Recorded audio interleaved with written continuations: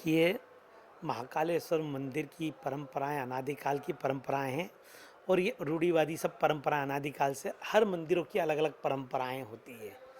कहीं पे बाबा पे शिव जी के ऊपर दाल भी चढ़ती है, तो कहीं पे बाबा पे घी भी लगता है। तो अलग-अलग परंपराओं के अनुसार मंदिरों की व्यवस्थाएँ रहती है। महाकालेश्वर मंदिर के अंदर की जो परंपराएँ हैं, वो अनादिकाल की परंपराएँ हैं और उसी परंपराओं के आधार पे बाबा महाकाल के ऊपर भांग का श्रृंगार होता है। दूसरी बात रही है कि मूर्ति का शरण भांग से होता है।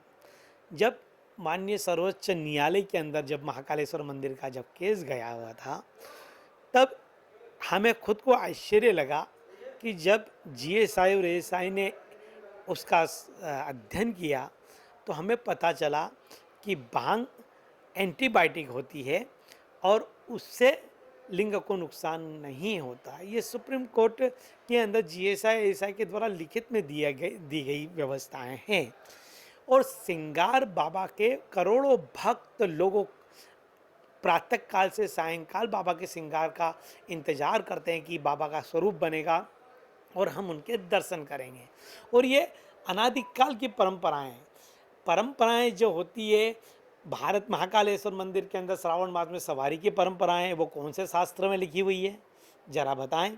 महाकालेश्वर मंदिर के अंदर बाबा पे माध्यान्ह काल भोग, सायंकाल दूध का भोग लगता है, ये कौन से शास्त्र में लिखा हुआ है कि भगवान को दोपहर में भोग लगेगा, शाम को दूध का भोग लगेगा।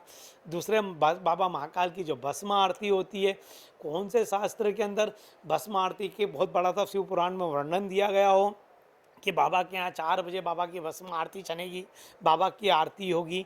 ये सब परंपराएं 12 ज्योतिर्लिंग, 4 धाम, 51 शक्तिपीठ जो हैं हमारे, उनकी अनादिकाल की हर मंदिर की अपनी अलग अलग परंपराएं हैं, हर मंदिर की अलग अलग व्यवस्थाएं, उसके हिसाब से अनादिकाल से व्यवस्थाएं चली आ रही है। और वही व्यवस्थाएं हमारे शास्त्रों के अंदर हो या ना हो, वही परंपरागत व्यवस्थाएं, जैसे साल में नागचंद्रेश्वर मंदिर एक बार खुलता है, कहाँ लिखा है एक बार खुलने के लिए, किंतु एक बार खुलता है, एक बार पूजा होती है, सब मानते हैं।